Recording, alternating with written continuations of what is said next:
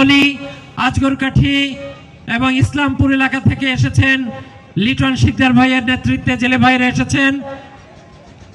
ঝিনাইবাড়িয়া চারাভাঙ্গা এলাকা থেকে এসেছেন জনাব আব্দুল মান্নান ভাই।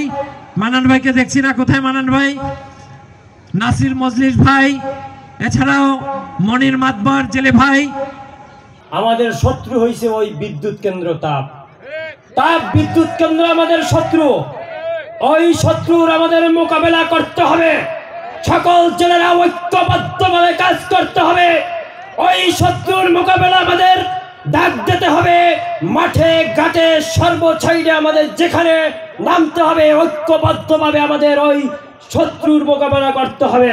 আজকে আমার জেলেরা বালিয়াতলী ইউনিয়নের সকল জেলেরা ওই বিদ্যুতের বিষাক্ত জিনিসগুলো থেকে আমরা ক্ষতিগ্রস্ত হচ্ছে। আমাদের এই মোহনায় একটা ওপারের ভাগ আর একটা এপারের ভাগ আছে। এক কুলে চর পড়ছে আমাদের মোহনার এপারের, আর এক কুলে গভীরতা। সেই গভীরতায় ওই তাপ বিদ্যুৎ কেন্দ্র তৈরি করেছে এবং গরম জল এবং কেমিক্যাল এই পাইপ দিয়ে ওখান থেকে নামায় আমাদের গভীরতা, যেখান থেকে মাছ ঢুকবে সেখানে ওই বিষাক্ত জিনিস তারা ছাড়ছে। এই বিষয়ে আমাদের পদক্ষেপ নিতে হবে এবং উপরের যে ধোঁয়াটা আছে সেই ধোঁয়াটা একটা মেশিন দ্বারা পরিষ্কার করে ওখান থেকে ছাড়ার কথা, সেই মেশিন তারা ব্যবহার করে না, আমাদের কৃষক ভাইদেরকে ধ্বংস করে দিচ্ছে। এর প্রতিবাদ আমাদের করতে হবে। আজকে আমাদের এখানে যারা উপস্থিত আছে, আজকের যে ব্যানারে ধরা যে আয়োজন করেছে তাদেরকে অভিনন্দন জানাই, কনগ্রেচুলেশন, অভিনন্দন। আজকের এই জেলেদের পাশে দাঁড়িয়ে তাদের দুঃখ দুর্দশা শোনার মতোই আসলে তাদের কোনো মানুষ পায় না, ঠিক কিনা বলেন? কারণ তারাই জীবন এবং জীবিকা নির্বাহের জন্য তার ছোট শিশুকে রেখে, সন্তানকে রেখে, কর্জে টাকা নিয়ে, ধারে টাকা নিয়ে, সুদে টাকা নিয়ে, আমার মতো আপনার মতো একজন সরকারি চাকরিজীবীকে, একজন ব্যবসায়ীকে ওই নদীর ইলিশ মাছ খাওয়ানোর জন্য, বিষখালীর সুস্বাদু ইলিশ খাওয়ানোর জন্য নিজের জীবনের মায়া ত্যাগ করে গভীর সমুদ্রে চলে যায়। তিনি জানে না তিনি আর ফিরে আসতে পারবে কিনা।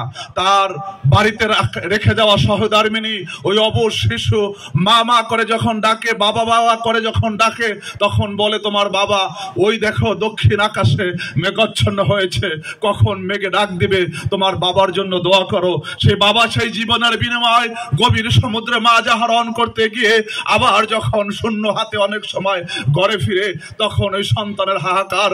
তখন তিনি এক সপ্তাহ পরে যখন চাল কিনবেন, ডাল কিনবেন, বাজার কিনবেন, ওই দোকান থেকে যে বাকিতে বাজার নিয়েছেন সেই বাজারে টাকা দিবেন, নদীতে মাছ না পেলে শূন্য হাতে বাড়ি এসে তিনি দরজায় এসে যখন স্ত্রীকে ডাক দেয়, স্ত্রী হাসি মুখে সালাম দেয় এবং উত্তর দেয়, কিন্তু যখন দেখে আজকে মাছ পায় না এই কথা বলে, তখন তার হৃদয়টা হাহাকার করে ওঠে। কারণ তার সন্তানের মায়না দিতে হবে, লেখাপড়ার খরচ দিতে হবে, সবকিছু মিলিয়ে তখন তাদের ওই সংসারে কান্না ছাড়া আর দেখার কোনো মানুষ থাকে না। এখানে শরীফ জামাল ভাই বলছিলেন যে পরিবেশ রক্ষায় আসলে সর্বাধিক গুরুত্ব দিতে হবে।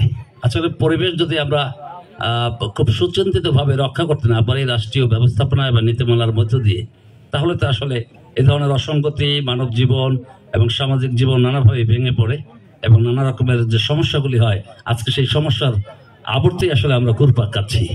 উনি বলছিলেন যে নদী কমিশনের চেয়ারম্যানকে কিছুদিন আগে উনি এখানে নিয়ে এসেছিলেন।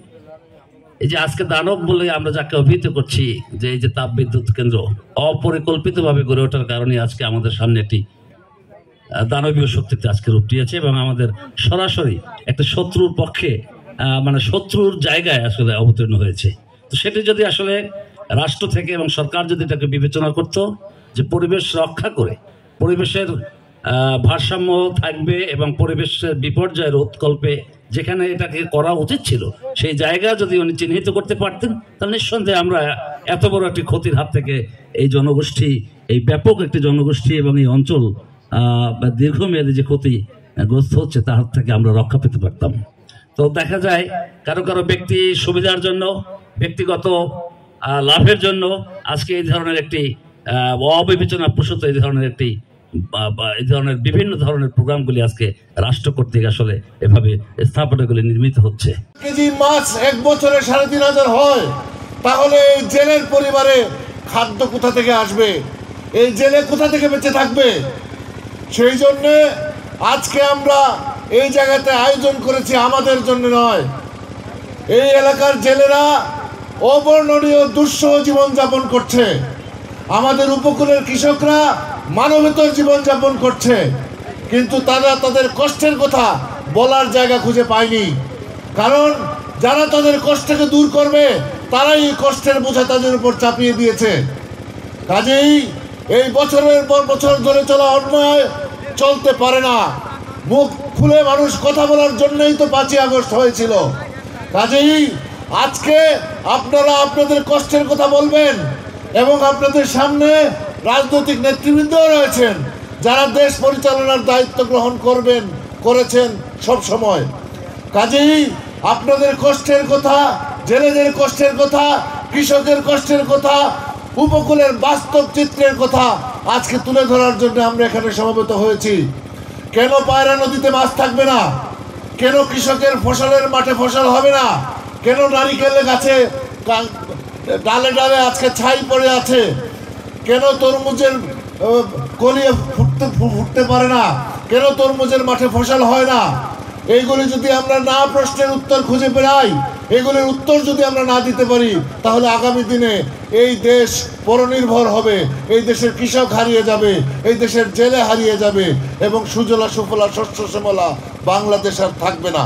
কাজেই আজকে আমরা সবাই আমাদের সমস্যার কথা, আমাদের সম্ভাবনার কথা বলার জন্য এখানে সমবেত হয়েছি, যা এখান থেকে শুরু করে কেন্দ্র পর্যন্ত দেশ যেখান থেকে পরিচালিত হয় সেইখানে যাতে পৌঁছায়, সেই জন্য আপনারা মন খুলে কথা বলবেন। আপনারা যারা এসেছেন, এই আজকে তো শুনলাম যে জেলেরা নদীর বা যে অবস্থা বা সাগরের যে অবস্থা, তাতে তারা মাছ ধরতে গিয়েছে অনেকেই। আপনারা যত না গিয়ে এখানে এসেছেন তাদের সবাইকে শুভেচ্ছা এবং ধন্যবাদ জানিয়ে আমার প্রারম্ভিক বক্তব্য শেষ করলাম। সবাই ভালো থাকবেন।